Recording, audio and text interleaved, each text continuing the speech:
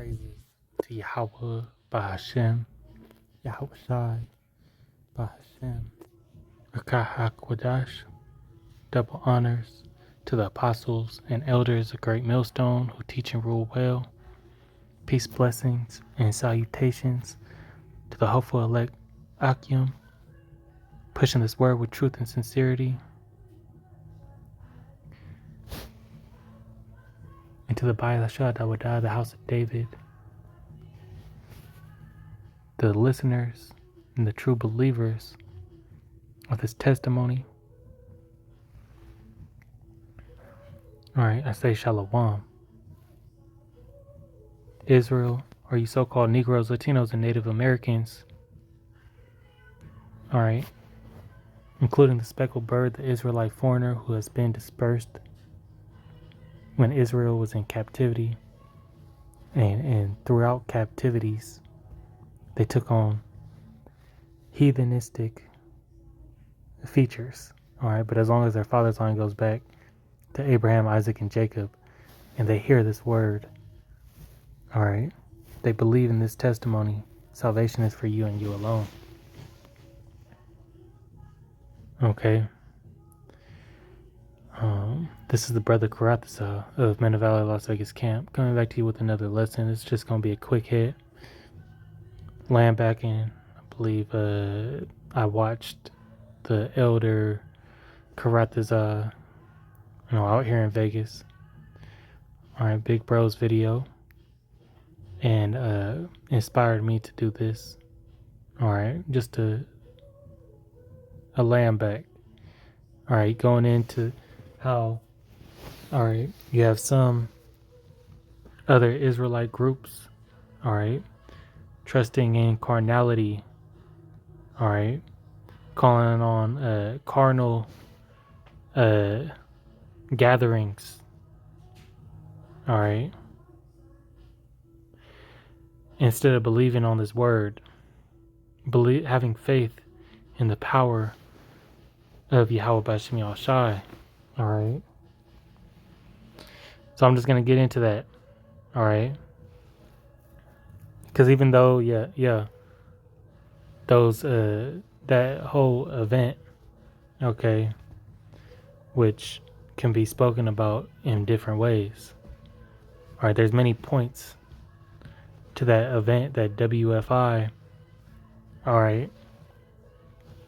That happened to WFI when that Palestinian protest,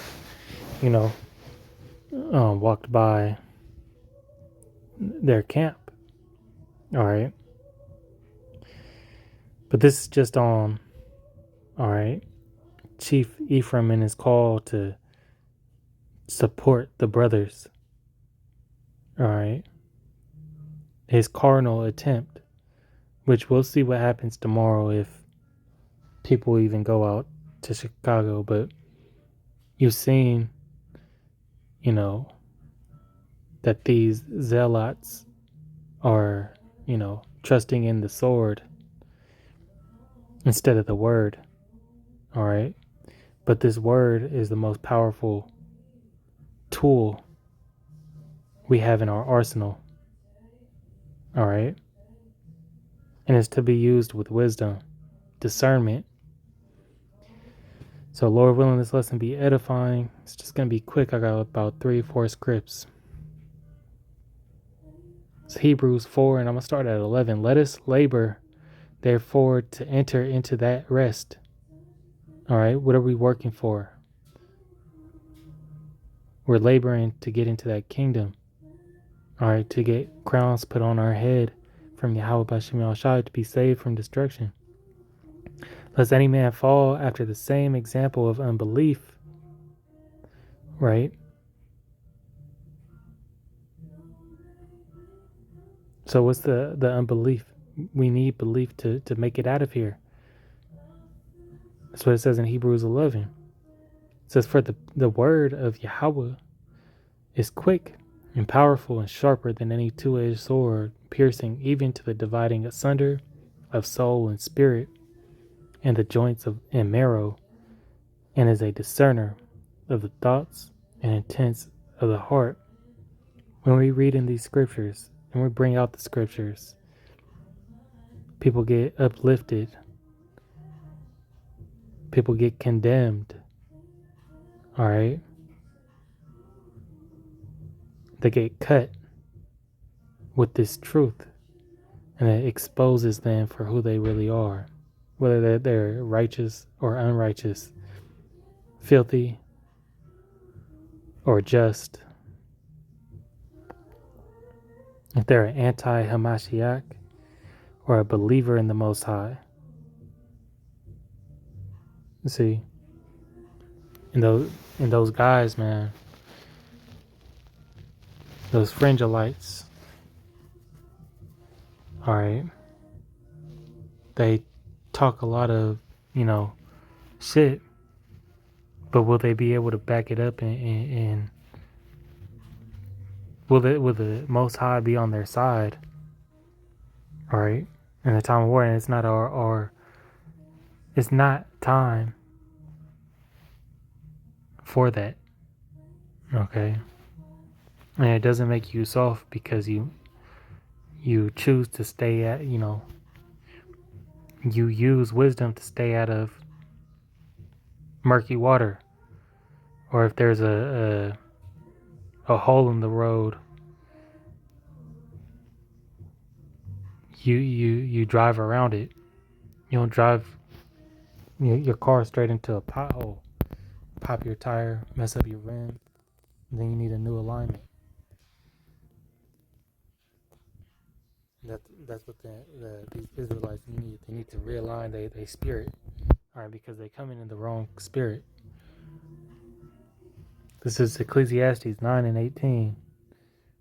Wisdom is better than weapons of war, but one sinner destroyeth much good. All right, when you cast out that guile in the body, right? Which we know this is how persecution is going to start, from them linking those Israelites to all the Israelites and saying that one bad apple in the bunch spoils one bad apple spoils the whole bunch, right? But they're going to use them to get to the true men of the Lord, all right?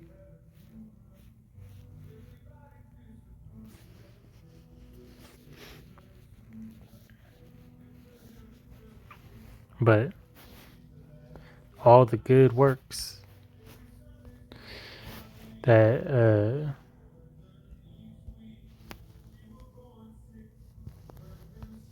the Lord and the true prophets that have worked, all right, those men, pushing a different doctrine, but having the name of a BHI or, just Hebrew Israelite, all right, is going to cause that persecution to go out. We know not to trust in these carnal things. This is Romans 8:7. It says, because the carnal mind is enmity against Yahweh, for it is not subject to the law of Yahweh, neither indeed can be. So then they are in the flesh, cannot please God. So if you can't please God, all right, how do you think he's going to back you up in the times of war? How is he going to teach your hands to war? All right. How is he going to make your enemies be at peace? All right.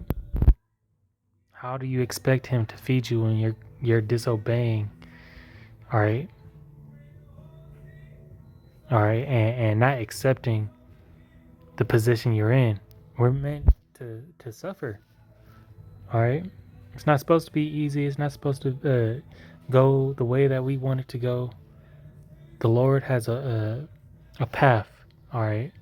And we have to accept that this is not our time to take matters into our own hands.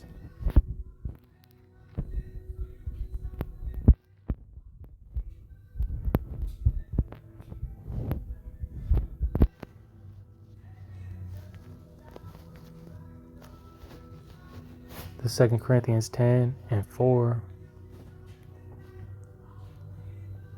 says, for the weapons Actually, let's start at 1. Now, Paul, myself, beseech you by the meekness and gentleness of Yahushai, who in presence am base among you, but being absent and bold towards you. But, alright, so even though I'm not there, hey, take this as if I'm telling you right in your face. Alright? But I beseech you that I may not be bold when I am present with the confidence wherewith I think to be bold against some which think of us as if we walked according to the flesh. Alright? So we ain't supposed to be the tough guy. Alright? Come humble, meek. Use that wisdom. Alright? For though we walk in, we're not supposed to always be looking for a confrontation, always be looking for to prove that we're the Israelites. Alright? We're Yahweh Hashem Yahushai's chosen people. Yeah, we say it. But it's not for us to take that position of power in these times. For though we walk in the flesh, we do not war after the flesh. Okay? It says, for weapons of our warfare are not carnal, but mighty through Yahweh to the pulling down of strongholds. And that starts with the word. That's why this lesson, if I didn't say it, is going to be titled, Let the Word Work. Let the Word work. All right? Preach the Word. Let it work. All right? Yahweh Hashem Yahushua is going to take out, he's going to take care of the rest. Casting down imaginations and every high thing that exalteth itself against the knowledge of Yahweh, and bringing into captivity every thought to the obedience of Hamashiach. We have to be obedient, and obedient to the knowledge that we receive. Okay?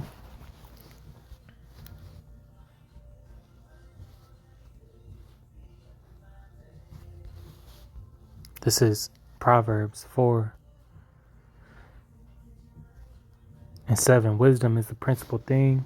Therefore get wisdom, and with all thy getting, get understanding. Okay? Walk in wisdom. As we read earlier, wisdom is better than any weapon. Alright? It's mightier than any wisdom. That's what we need to use in these times. Read the scriptures and do your best to walk accordingly to it. Alright? Don't believe in a sword. Don't believe in a gun. Because Esau has 10 times has the carnal things. He got 10 times more and better the fatness of this earth. Alright? To your little gun. But the Lord has spiritual power. He provides miracles. Let the word work. Okay? You need to get out that carnal mindset if you're in it. So Lord willing, it's been edifying. Alright? Remember, always trusting Yahweh Hashem Yahushai. No matter how hard things get, don't let that flesh, you got to rule your spirit. Easier said than done. So with that, I want to give all honor, glory, and praise unto Yahweh Hashem Yahushai Hashem Rakakodash. Double honors to the apostles and elders of Great Millstone, who I learned this truth from. Shalom to the elect.